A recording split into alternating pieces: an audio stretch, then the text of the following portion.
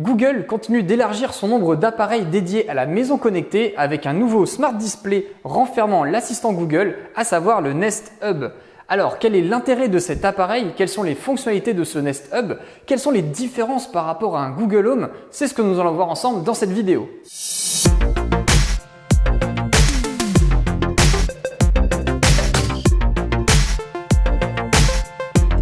Bonjour à tous, moi c'est Mathieu, cela fait maintenant une semaine que j'utilise ce Nest Hub à la maison, cela fait maintenant plus d'1 an et demi que j'utilise des Google Home, donc j'ai déjà un bon retour d'expérience en tout cas sur tous ces appareils dotés de l'assistant Google et je dois vous avouer que cet appareil m'a pas mal surpris parce que l'air de rien, ajouter un écran, cela fait une belle différence. Le contenu de la boîte de ce Nest Hub va à l'essentiel puisque l'on retrouve l'appareil en lui-même, un câble d'alimentation et enfin une petite notice. Et la première chose qui surprend lorsqu'on le prend en main, c'est sa compacité. Il est vraiment très petit puisque l'on retrouve un écran de 7 pouces et au niveau des dimensions, vous allez voir que c'est globalement très compact puisque l'appareil fait 17,9 cm de large sur 11,8 cm de hauteur sur 6,8 cm de profondeur. En comparaison avec un Google Home, si vous en avez déjà un à la maison, il faut vous dire que l'appareil est globalement un peu plus bas en termes de hauteur, moins profond mais aussi plus large. Autre petit détail sympa à signaler, le bloc d'alimentation qui est lui aussi plus compact et plus esthétique que celui présent sur le Google Home. La finition est excellente. Rien ne bouge ou ne dépasse, il n'y a aucun bord coupant, les assemblages sont propres et l'on apprécie toujours ce revêtement en tissu mèche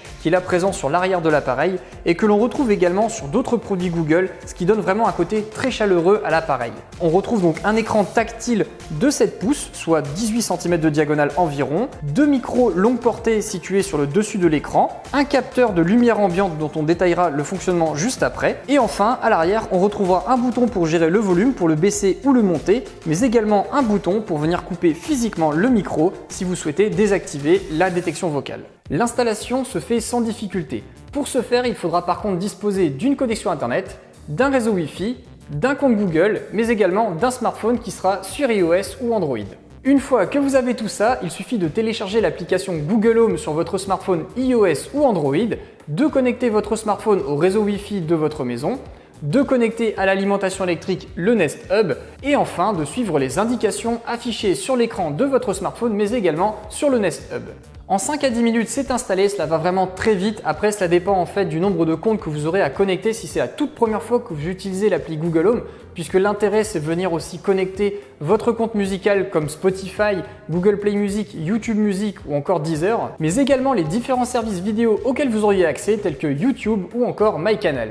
Petite précision, sachez que cet écran intelligent Nest Hub n'est pas compatible avec Netflix pour le moment. Il n'est donc pas possible de lancer à la voix un épisode pour pouvoir le regarder directement sur cet écran. Parlons maintenant de l'usage au quotidien et la première chose qui m'a marqué sur ce Nest Hub, c'est l'écran de 7 pouces qui vient se fondre complètement dans la maison.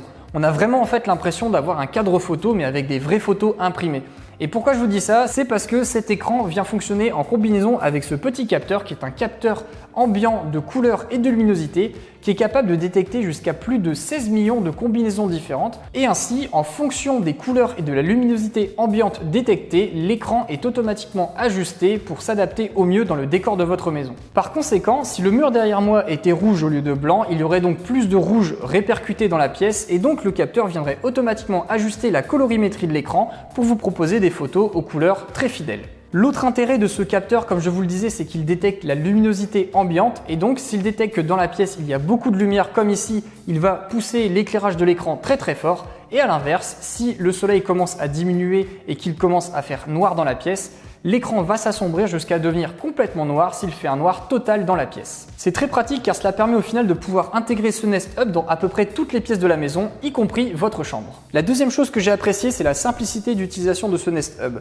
En effet, c'est très simple de mémoriser comment fonctionne cet appareil. Si vous faites un geste de bas vers le haut, vous affichez ainsi les petits réglages pour gérer l'éclairage si vous souhaitez désactiver la luminosité adaptative, désactiver toutes les notifications mais également baisser le volume. Si je glisse mon doigt du haut vers le bas de l'écran, j'affiche dans ce cas-là les contrôles de ma maison connectée. Donc là aussi, si vous disposez de nombreux appareils connectés dans votre maison, tels que des ampoules, un thermostat, un verrou, un aspirateur, bref, il y a énormément de choses maintenant disponibles, vous pouvez désormais tout contrôler directement avec votre doigt. Là aussi, c'est très pratique si par exemple vous êtes dans un environnement bruyant, vous faites une soirée chez vous, vous pouvez ainsi comme ça contrôler vos appareils directement depuis l'écran tactile. Si je fais un mouvement de la droite vers la gauche de l'écran, je peux ainsi afficher les prochains événements de mon agenda Google, lancer une playlist de mon service musical favori, lancer une vidéo, mais également j'ai quelques recommandations de commandes vocales à réaliser en fonction du contexte de la journée. Par exemple ici nous sommes en fin de journée, donc il me propose quelques commandes vocales telles que régler un minuteur pour me faire à manger, ou bien alors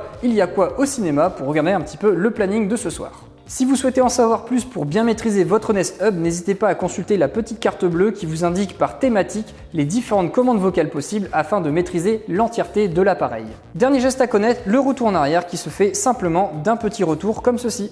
La troisième chose que l'on apprécie sur ce Nest Hub, c'est la complémentarité entre l'écran et la commande vocale. En effet, pour contrôler ces lumières, le fait d'avoir l'indication sur l'écran que les lumières sont affichées ne sont pas forcément très utiles. Mais par contre, si vous souhaitez les informations sur la météo, ce qu'il y a au cinéma ce soir, les informations sur un acteur, une envie de recette de cuisine, bref, dans toutes ces situations, l'écran est un vrai plus et vous apporte un réel bénéfice dans les informations que vous demandez à l'assistant Google. Et pour le coup, ce sont des vraies interfaces pensées pour cet écran. Ce n'est pas juste une version étirée du Google Assistant que vous pourriez retrouver sur votre smartphone. Et cela en fait véritablement une interface agréable pour le quotidien dans la maison. Enfin, dernière fonction qui est sans doute ma préférée car elle permet une intégration très discrète de ce Nest Hub au sein de la maison, c'est la fonction cadre photo grâce au service Google Photos. Si vous ne connaissez pas Google Photos, il s'agit d'un service proposé par Google qui vous permet gratuitement de stocker vos photos sur un espace privé et ainsi de les diffuser ou d'y accéder depuis tous les appareils de votre choix. Un ordinateur, un smartphone, une tablette, mais également le Nest Hub. Vous pouvez ainsi afficher les albums photos de votre choix sur votre Nest Hub, ce qui en fait un cadre photo numérique vraiment très sympa et cela vous raffiche comme ça plein de souvenirs tous les jours dans la maison. C'est vraiment agréable et on se prend de temps en temps à s'arrêter pour regarder une photo. On peut également balayer l'écran pour regarder d'autres photos, donc c'est vraiment très plaisant et cela évite de devoir à chaque fois sortir l'ordinateur, sortir le smartphone ou la tablette pour regarder quelques photos. Bien entendu, vous pouvez également faire une recherche directe parmi les photos que vous auriez pu stocker dans le service Google Photos et ainsi, grâce à la puissance du moteur de recherche Google, trouver toutes les photos qui vous intéressent. Dernier détail intéressant à vous partager que j'ai pu découvrir au fur et à mesure de ma semaine avec ce Nest Hub, c'est tout d'abord sa compatibilité Google Cast pour certaines applications. Ainsi, il vous est possible depuis votre smartphone d'envoyer sans fil la musique sur Spotify, mais également le programme vidéo de YouTube de votre choix. D'ailleurs, à ce jour, il faut savoir que la fonction Google Cast n'est pas compatible avec l'application Netflix, donc il ne vous sera pas non plus possible d'envoyer un épisode de votre série préférée de votre smartphone vers ce Nest Hub.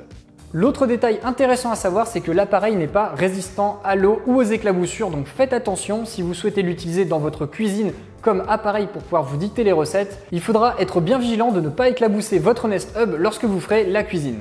Pour ce qui est de la sensibilité de détection vocale, là aussi je n'ai pas vu de différence par rapport au Google Home. On est dans les deux cas sur quelque chose de très bon avec une portée de 10 à 12 mètres quand vous êtes dans un environnement très calme et il faudra quand même un petit peu hausser le ton si vous commencez à avoir une musique de fond ou des gens qui parlent en même temps que vous.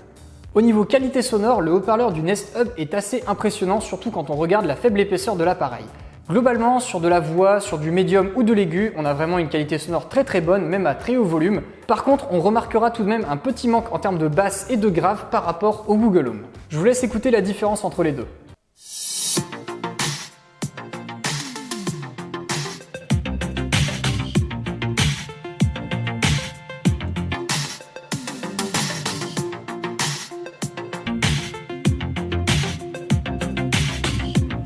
Donc vous l'avez entendu, c'est tout à fait acceptable le son du Nest Hub. C'est juste ce petit manque de grave qui sera peut-être un peu moins agréable pour les gens qui écoutent beaucoup de musique. Si vous écoutez de cela de la musique et rien que de la musique, que le reste ne vous intéresse pas, le Google Home sera peut-être plus adapté pour vous.